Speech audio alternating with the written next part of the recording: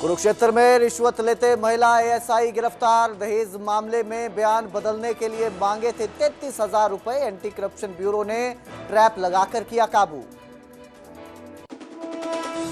पानीपत की भालती कॉलोनी में खूनी संग्राम। सीआरपीएफ के पूर्व जवान की पीट कर हत्या। बच्चों को खेलने से रोकने पर हुआ था विवाद। न्यूज हेडलाइंस के प्रायोजक पतंजलि गाय का घी, मां का भरोसा, प्यार से परोसा।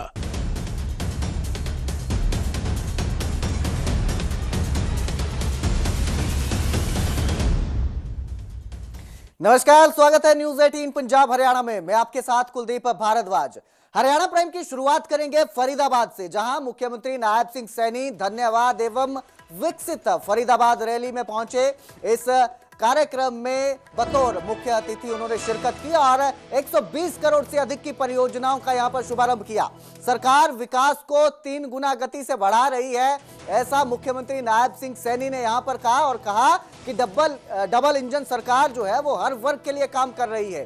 किसानों की फसल एमएसपी पर खरीदी जा रही है, इसका भी मुख्यमंत्री ने वहां पर दावा किया। तो करोड़ों की सौगात आज फरीदाबाद में मुख्यमंत्री नायब सिंह सैनी ने दी। 120 करोड़ की परियोजनाओं का शुभारंभ किया है। इसके साथ ही कहा कि जो सरकार है वो किसानों के साथ है। सभी फसलें एमएसपी पर खरीदी जा रही हैं और पहला प्रदेश देश का है जो किसानों की फसलें एमएसपी पर खरीद रहा है। इसके साथ ही उन्होंने कहा कि खराब मौसम के चलते जो भी नुकसान किसानों का हुआ है उसकी भरपाई सरकार करेगी। इस बात का मुख्यमंत्री नायब सिंह सैनी ने आश्वासन दिया है। करोड़ों की सौगात, विकास की बात और इसके साथ ही किसानों का जो नुकसान हुआ है इसकी भरपाई का भरोसा मुख्यमंत्री नायब सिंह सैनी ने आज फरीदाबाद में दिया। है मुझे गर्व भी है कि हमने अभी कुछ देर पहले रिमोट के माध्यम से 120 करोड़ 76 लाख रुपए की लागत की 4 परियोजनाओं के उद्घाटन और शिलान्यास आज मैंने किए हैं साथियों। और इसके साथ ही मैंने फरीदाबाद को देश के सर्वाधिक स्वच्छ शहरों में लाने के लिए हमारी सरकार प्रतिबद्ध है। इसी दिशा में मैंने फरीदाबाद को स्वच्छ बनाने के अभियान को स्वच्छता शुभंकर और स्वच्छता कामेक्स का अनावरण भी आज यहाँ किया है। और साथियों, मैं फरीदाबाद के नगर वासियों को अपील भी करता हूँ कि आपका शहर स्वच्छ बनाने के अभियान में आपका भी योगदान इसमें भरपूर चाहिए। आज यहाँ पर हमने निर्मल ताऊ और निर्मला ताई का भी स्वच्छ हरियाणा मिशन के तहत आज इसका शुभारंभ किया है। साथियों, आज अभी रिमोट के माध्यम से पिछले दिनों मेरे फरीदाबाद के अंदर जो एक रोजगार मेला लगा था, लगभग 350 युवाओं को आज ज्वाइनिंग लेटर भी वो दिया गया है। मैं उनको भी बहुत बहुत बधाई और शुभकामनाएं देता हूं। साथियों, ये सरकार ये विकास को लेकर के 3 गुना गति से काम कर रही है।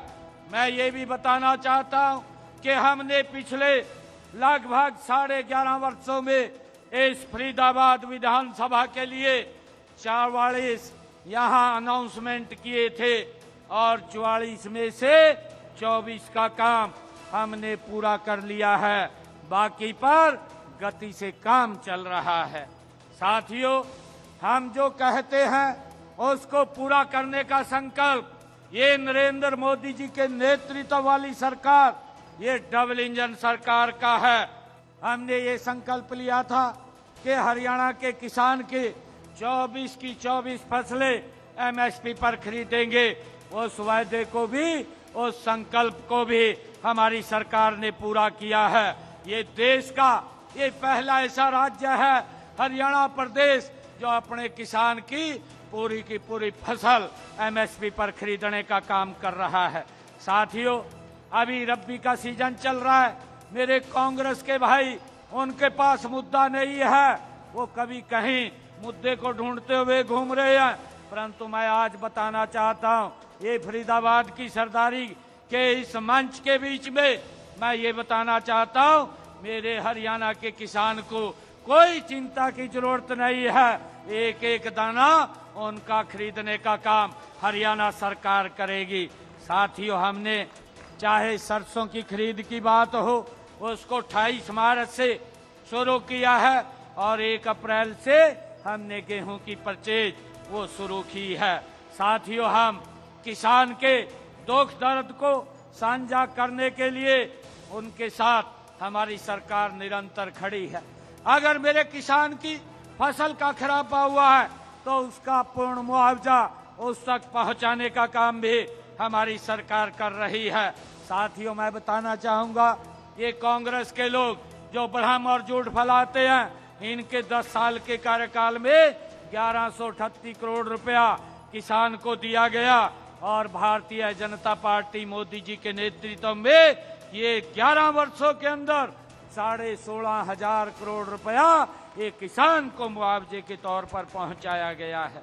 साथियों, कांग्रेस का 269 करोड़ रुपया जो छोड़ करके चले गए थे मेरे किसान के मुआवजे के तौर पर, उसको भी देने का काम ये हमारी सरकार ने किया है।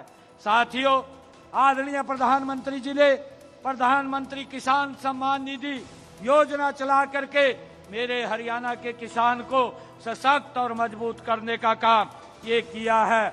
20,18,000 किसानों के खाते में 22 किस्तें पहुंचाने का काम नरेंद्र मोदी जी ने किया है। तो मुख्यमंत्री नायब सिंह सैनी ने जहां भरोसा दिया है कि किसानों को जो भी नुकसान हुआ है बेमौसम बरसात की वजह से उसकी भरपाई की जाएगी, वहीं करनाल की घरोंडा अनाज मंडी के दौरे पर कांग्रेस सांसद कुमारी सैलजा पहुंची और किसानों की समस्याओं को लेकर के सरकार पर निशाना साधा। उन्होंने कहा कि हाल की बारिश से खेतों में खड़ी गेहूं की फसल को भारी नुकसान हुआ है।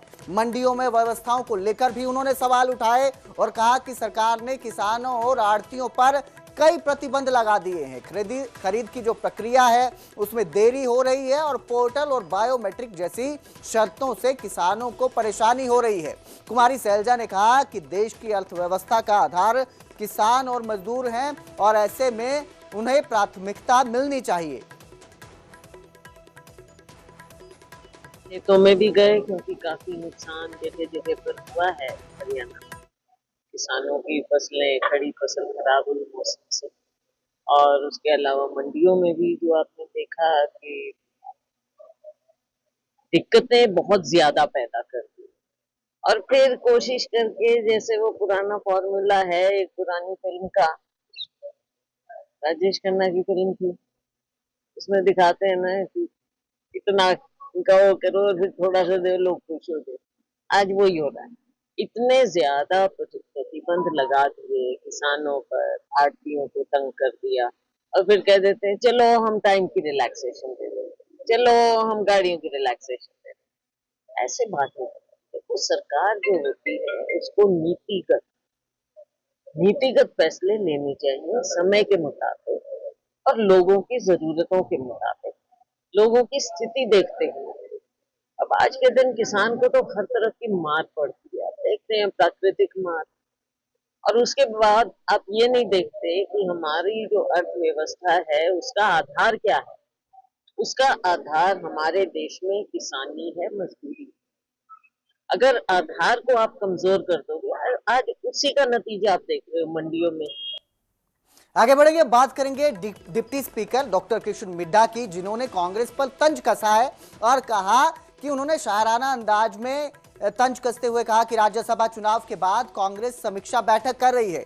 कांग्रेस कुछ भी कहीं भी बैठक कर ले, कुछ नहीं होने वाला। जो कुछ कांग्रेस में बचा है वो भी जाने वाला है। दरअसल जो राज्यसभा चुनाव है उसमें क्रॉस वोटिंग के बाद कांग्रेस में अंदरूनी घमासान देखने को मिल रहा है और उसके बाद से लगातार बैठकें की जा रही हैं। अनुशासन कमेटी बैठक कर रही है और बात की जा रही है कि क्रॉस वोटिंग करने वालों के खिलाफ सख्त एक्शन लिया जाएगा। इसी पर deputy speaker doctor Krishna Middha का ये तंज नजर आया और उन्होंने कहा कि जो मर्जी हो। राज्यसभा चुनाव के बाद कांग्रेस समीक्षा बैठक कर रही है। कांग्रेस कुछ भी कहीं भी बैठक कर ले, कुछ नहीं होने वाला। जो कुछ कांग्रेस में बचा है वो भी जाने वाला है। कि मैं करना कि मैं कर लो, मिलता कि मैं नहीं। जो उनके जी में आवे कांग्रेस वो करो, कांग्रेस को मिलना कुछ नहीं है। वो कहते थे कि भाई जो बचे कुचे ये भी धंधे बनेंगे, क्योंकि वो कहते हैं कि एक लड़का थोड़ा कम पढ़ा लिखा था और जो उसकी घरवाली आगे थोड़ी पढ़ी लिखी आगे, और वो थोड़ा थोड़ा इंग्लिश में बीच बीच में बोला करती, तो उसकी सास ने तो समझ नहीं आया करती। तो उस दिन लड़का भी वहीं खड़ा था, तो कहने लगा माँ देखा है के बोले अपनी घरवाली के बाद, तेरी बहू के बोले? बोले या तो मैंने बेरा नहीं बोल कि नहीं बोले, बाकी अपने रहती नहीं है। जो बच्चे कुछ हैं कांग्रेस के बाद रहते नहीं। तो उधर पानीपत की भारती कॉलोनी में खूनी संग्राम देखने को मिला। सीआरपीएफ के एक पूर्व जवान की पीट पीट कर हत्या कर दी गई। बच्चों से शुरू हुआ विवाद परिजनों तक जा पहुंचा। जानकारी के मुताबिक बच्चों को खेलने से रोकने पर यह पूरा विवाद भड़का था, जिसके बाद बहसबाजी होती है और बहसबाजी के बाद मामला मारपीट में बदल जाता है। आरोप है कि पड़ोसियों ने बेरहमी से पूर्व सीआरपीएफ जवान की पिटाई की। उनके साथ पहले बहसबाजी होती है और फिर मारपीट होती है और फिर इस मारपीट में उनकी जान चली जाती है। फिलहाल पुलिस ने मामला दर्ज कर लिया है। आरोपियों की तलाश की जा रही है, उनकी तलाश में छापेमारी की जा रही है। तो बच्चों का विवाद शुरू हुआ, खेलने को मना किया, बात परिजनों तक पहुंची और विवाद इतना भड़क गया कि एक शख्स की जान चली गई। पूर्व सीआरपीएफ के जो जवान थे उनकी पीट पीट कर हत्या कर दी और आरोप पड़ोसियों पर है। फिलहाल पुलिस मामला दर्ज करके पूरे मामले की जांच कर रही है और आरोपियों के लिए छापेमारी कर रही है, उनकी तलाश में।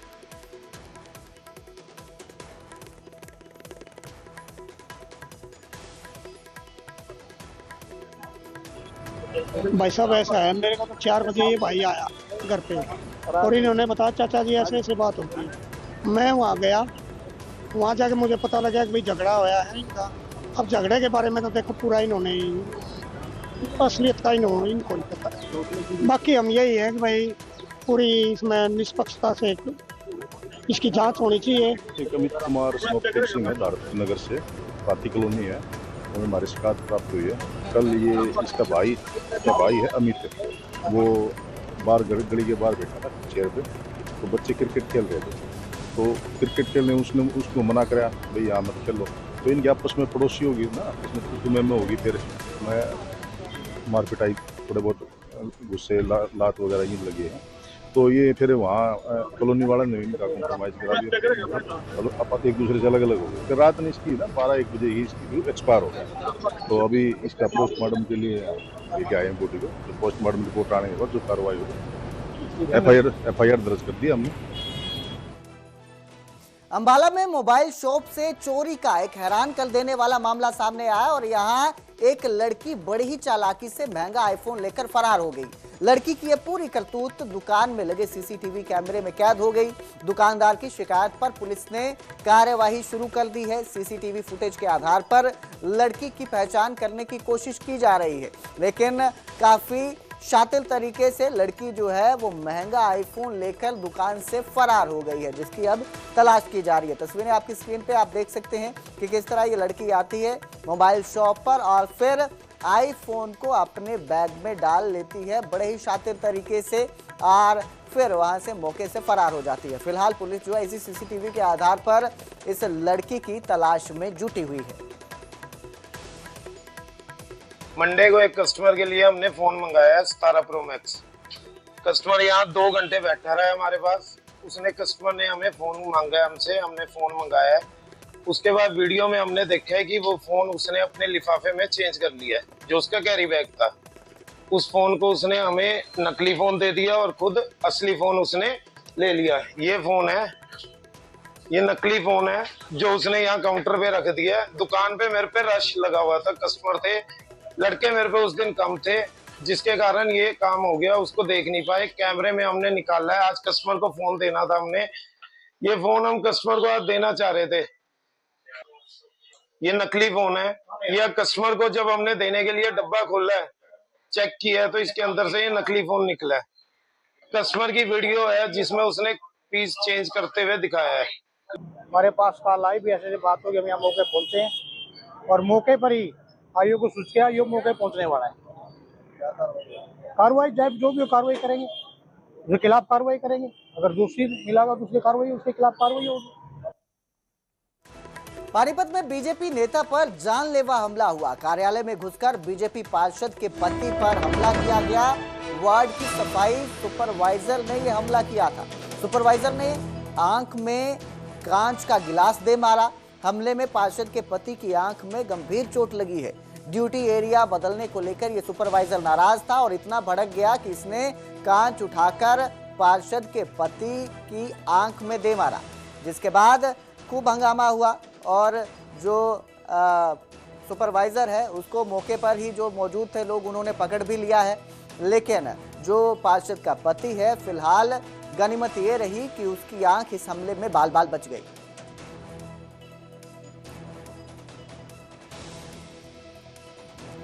उधर कुरुक्षेत्र में रिश्वत लेती महिला एएसआई को गिरफ्तार किया गया है। 33,000 रुपए की रिश्वत लेते उन्हें रंगे हाथों गिरफ्तार किया गया है। एंटी करप्शन ब्यूरो अम्बाला की टीम ने कार्रवाई की। दहेज उत्पीड़न के केस में बयान बदलने के लिए उन्होंने ये पैसे मांगे थे कि कुरुक्षेत्र थाने में एएसआई शर्मिला देवी जो है वो तैनात थी और दहेज का मामला था जो उनके पास आया था और इसी मामले में बयान बदलने को लेकर उन्होंने पैसे मांगे थे और इसी के चलते जब एंटी करप्शन ब्यूरो ने कार्यवाही की तो 33,000 रुपए की रिश्वत लेते उन्हें रंगे हाथों गिरफ्तार किया।